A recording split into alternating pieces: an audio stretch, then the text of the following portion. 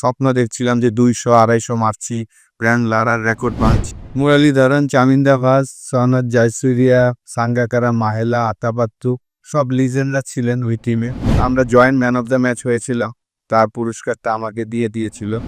মোহাম্মদ আশরাফুল এই পেছনের স্কোর বোর্ডটাতে নিজের নাম লিখেছিলেন, যেই নামটা এখনো পর্যন্ত গত 25 বছরেও কেউ মুছতে পারেনি। বাংলাদেশ সেই মাঠটাতেই শ্রীলঙ্কার বিপক্ষে সিরিজ জয়ের জন্য মাঠে নামবে। নাজমুল শান্তদের জন্য নিঃসন্দেহে মোহাম্মদ আশরাফুলের ওই ইনিংসটা অনেক বেশি অনুপ্রেরণার হবে।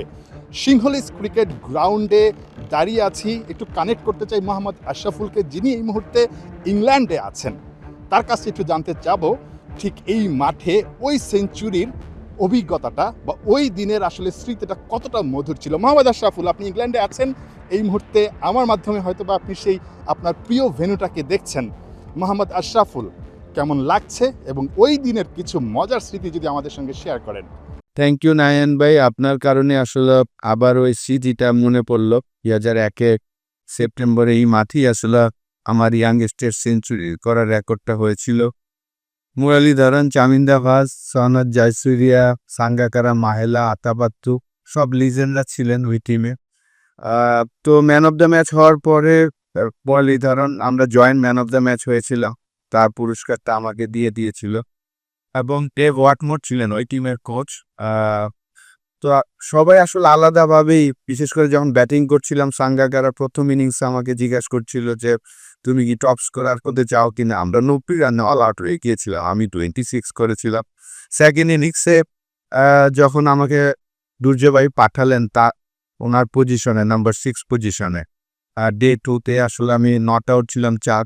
সারা রাত আসলে ঘুম পাইনি, স্বপ্ন দেখছিলাম যে 200-250 মারছি, ব্র্যান্ড লারার রেকর্ড ভাঙছি, এরকম।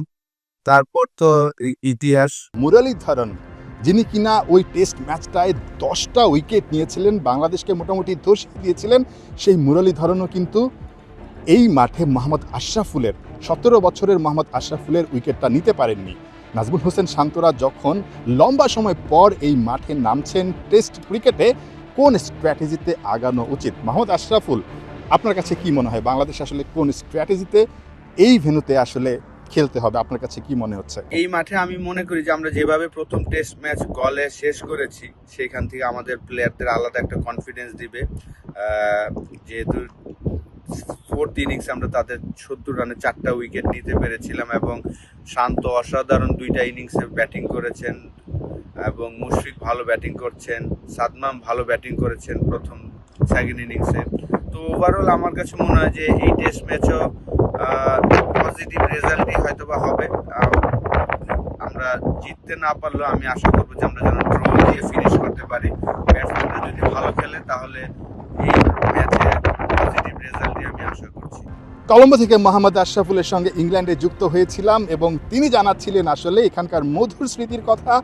একই সঙ্গে ঠিক এই মাঠে কোন স্ট্র্যাটেজিতে নাজমুল হোসেন শান্তরা খেললে সাকসেস পেতে পারেন বা সাফল্য পেতে পারেন।